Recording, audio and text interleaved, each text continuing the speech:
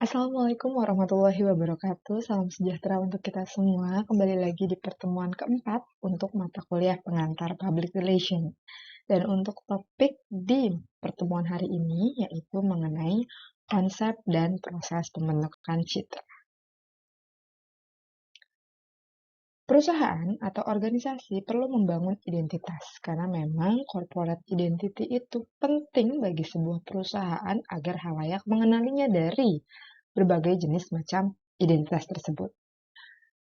Untuk itu, perusahaan juga perlu membangun adanya identitas yang nantinya juga akan mengarah kepada citra dan juga reputasi yang baik untuk perusahaan tersebut. Identitas perusahaan tidak hanya logo, ada juga nama merek, dan lain sebagainya yang bisa merepresentasikan dari sosok perusahaan tersebut. Dan selain itu juga visi sebuah corporate yang menginspirasi juga bagian dari identitas perusahaan. Visi itu meliputi apa sih? Mungkin teman-teman banyak atau sering mendengar kata visi dan misi. Ya, visi itu adalah tujuannya perusahaan dan misi adalah bagaimana atau cara-cara untuk mencapai tujuan tersebut atau mencapai visi tersebut. Jadi biasanya visi itu berupa kalimat yang memang lugas dan jelas arah tujuan perusahaan itu mau kemana. Sedangkan misi biasanya dituangkan untuk beberapa poin sebagai cara-cara menempuh ya dari tujuan yang sudah ditetapkan di awal. Seperti itu. Dan identitas ini kenapa penting? Ya, karena sebagai kepanjangan tangan juga untuk khalayak mengenal perusahaan kita. Jadi memang harus dikomunikasikan dengan menggunakan strategi branding yang tepat. Kemudian berbicara mengenai citra. Di awal pertemuan kita sudah sering bahas terkait citra, reputasi. Nah, ini ada salah satu tokoh yaitu Argenti menerangkan bahwa citra adalah perusahaan di mata para konstituen. Apa sih konstituen? Lebih tepatnya mungkin halayak perusahaan. Waktu itu kita juga udah pernah bahas jenis-jenis halayak. Ada internal, ada eksternal. Mereka memiliki ya pandangan mengenai perusahaan kita masing-masing. Ya, sebuah contoh misalnya, perusahaan rokok. Halayaknya banyak, ya, entah konsumen, entah distributor, entah pemerintah, entah komunitas, dan lain sebagainya. Jika perusahaan ini dilihat dari halayak penggemar rokok, atau misalnya karyawan ya yang bekerja di perusahaan tersebut, atau misalnya pemerintah yang memang menerima pajak dari perusahaan tersebut, maka citra atau bisa dibilang tadi pandangan konstituen tadi, yaitu konsumen yang memang suka atau penggemar rokok, karyawan yang bekerja di dalamnya, dan juga pemerintah yang mendapatkan pajak, bisa menilai perusahaan itu baik. Namun, di konstituen yang lain, di halayak yang lain, misalnya bagi komunitas kesehatan yang sangat tidak menyukai rokok, ya kan? Atau misalnya perusahaan terkait ya kurang lebih mungkin memang besarnya di kesehatan ya. Bisa jadi menilai perusahaan itu tidak baik nilai. Seperti itu. Jadi karena saking banyaknya karakteristik konstituen atau halayak, bisa jadi penilaiannya pun berbeda-beda. Ada juga tokoh yang menyebutkan yaitu Renald Kasali mengemukakan bahwa citra adalah kesan yang timbul karena pemahaman akan suatu kenyataan. Pemahaman yang berasal dari suatu informasi yang tidak lengkap juga akan menghasilkan citra yang tidak sempurna. Namun demikian, menurut Kasali pula menjadi tanggung jawab seorang PR untuk memberikan informasi yang utuh sesuai kebutuhan halayaknya agar mereka mampu memperoleh kesan yang seutuhnya. Kesimpulannya, seorang PR bertugas untuk membangun dan citra organisasi agar tidak menimbulkan kesalahpahaman dan tidak melahirkan isu-isu yang dapat merugikan organisasi. Ini faktanya seperti ini. Jadi ketika perusahaan mencoba mengkomunikasikan sebuah informasi terkait perusahaannya kepada halayak, ya, harus dipastikan bahwa informasi tersebut utuh dan ketika sampai diterima di konstituennya, di halayaknya juga utuh, ya. Itu yang harus dijaga, keutuhan informasi dari komunikator, dan dalam hal ini ada perusahaan, sampai kepada komunikan, yaitu konstituennya. Dan ya, informasi ini sebaiknya menjadi ya pemenuhan kebutuhan informasinya si halayak. halayak merasa pemenuhan kebutuhan informasi terkait apa yang dia mau tahu tentang perusahaannya tuh cukup. Itu juga penting. Ya, bayangkan kalau informasinya tidak utuh, ya, yang utuh aja seiring prosesnya mungkin bisa jadi nanti ada noise dan segala macamnya, nyampainya nggak utuh. Apalagi kalau pesan yang dibuat itu tidak jelas, tidak utuh, bisa menimbulkan tadi kesalahpahaman dan isu-isu lainnya. Jadi memang penting adanya keutuhan pesan yang disampaikan dan juga yang diterima. Pembentukan citra, bagaimana sih citra itu bisa terbentuk? Ya, ini penjelasannya. Kita coba langsung masuk ke mappingnya saja biar lebih mudah. Jadi citra itu terbentuk tadi katanya sebagai kesan, sebagai penilaian konstituen terhadap sebuah objek, dalam hal ini organisasi atau perusahaan. Kita bisa bilang itu adalah persepsi awal dari seorang individu, ya kan?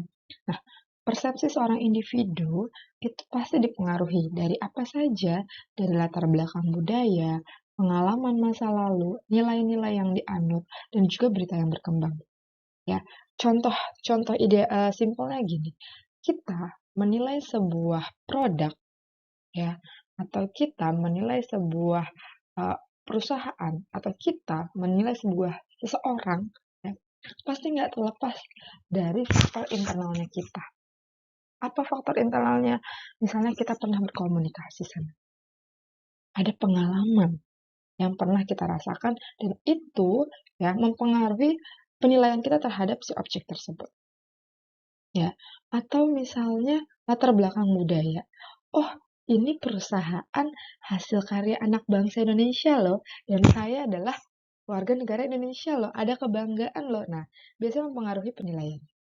Kemudian nilai-nilai yang dianut ya terkait dengan keyakinan dan juga ideologi dari masing-masing individu yang menyatakan bahwa oh si perusahaan ini sepertinya melanggar peraturan, sepertinya tidak baik dan segala macamnya.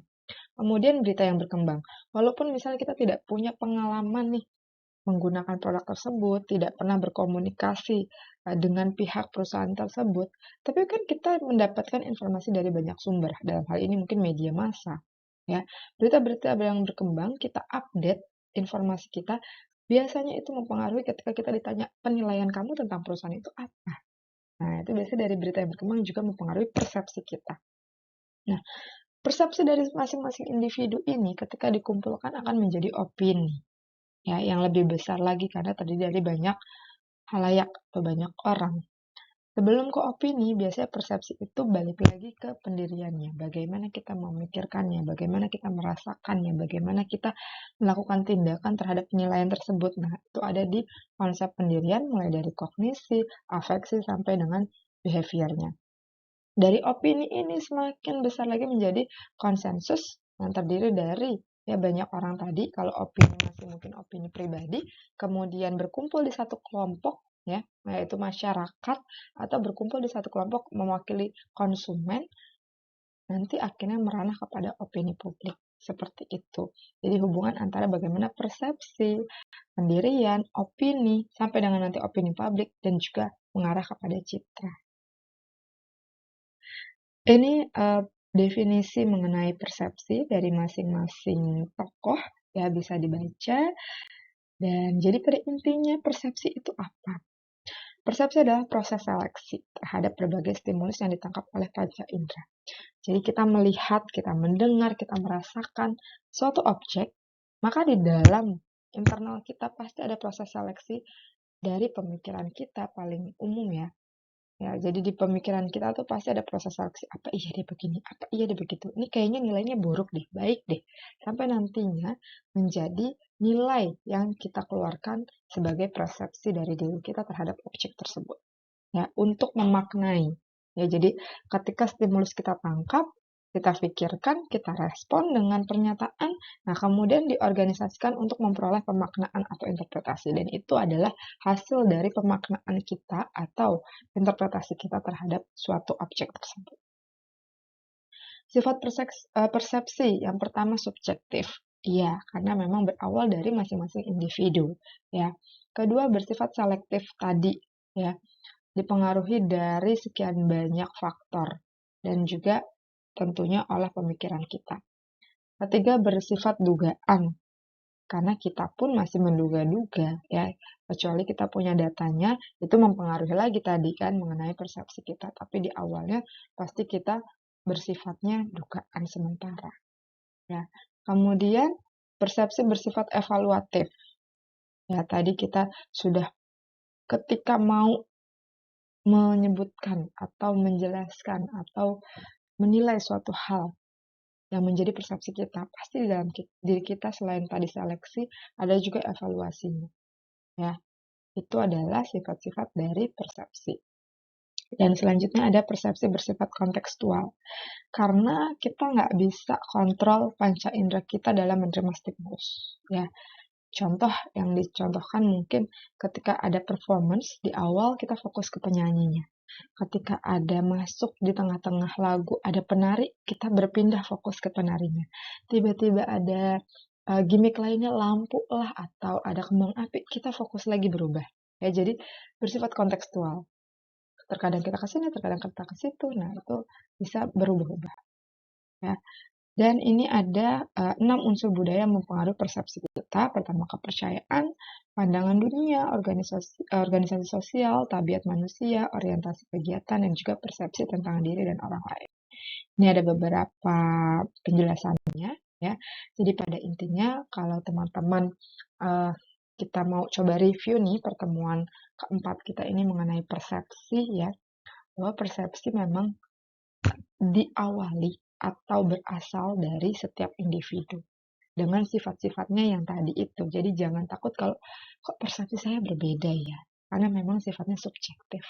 Ya, kok saya lama ya mempersepsikan sesuatu hal karena ada proses evaluatifnya dan lain sebagainya. Nah, ketika kita mencoba mengeluarkan persepsi kita, menyatakan persepsi kita, penilaian kita, dan kita ketemu ya dengan kelompok-kelompok yang kurang lebih opininya hampir sama dengan kita bisa menjadi ya tadi konsensus atas dasar opini yang sama dari masing-masing individu, sehingga bertumbuh besar dari opini individu menjadi opini publik yang nantinya juga mengarah kepada citra, dalam hal ini membahas citra perusahaan.